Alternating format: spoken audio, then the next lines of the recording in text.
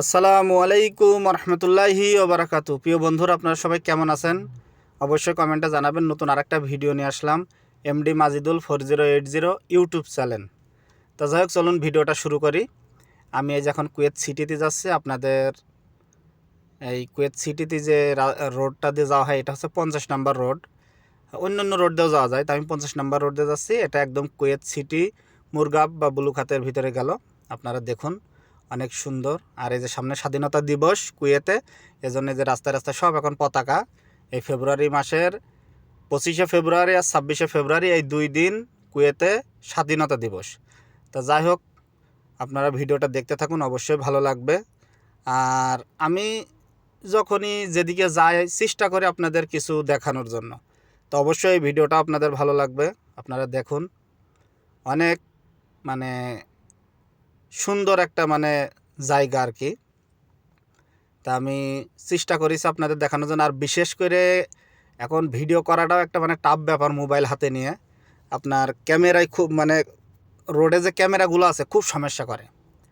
এখন দেখা যাচ্ছে একটা ক্যামেরায় যদি মনে করেন আমার কেস মাইরে দেয়, তো 50 দিন, আর 50 দিনারে বাংলাদেশে প্রায় 20,000 টাকা।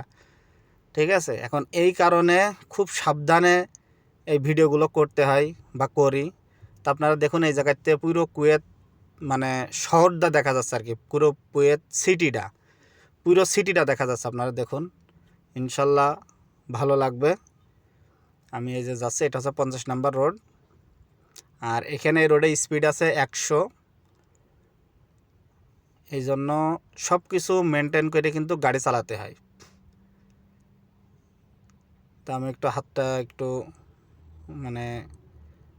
কাঁপে। তো কিছু কিছু জায়গায় দেখা যাচ্ছে যে উঁচা নিচ থাকে বা রোডের ভিতরে একটু সমস্যা থাকে, এই জন্য কাঁপে। কিন্তু রোড ভালো, ওয়াটার লেভেল রোড। এই যে সামনে কুয়েত সিটিতে প্রায় চলে আসছে। সামনে সিগন্যাল, এখানে দাঁড়ানো লাগবে। এখান থেকে দাঁড়িয়ে তারপরে সামনে যাওয়া লাগবে। তা যাই হোক, ভিডিওটা যদি আপনাদের ভালো লাগে, আমি আবারও বলছি, অবশ্যই আপনারা কমেন্টে জানাবেন কেমন হয়েছে। আর এরকম ভিডিও আপনারা দেখার জন্যও কমেন্ট করেন।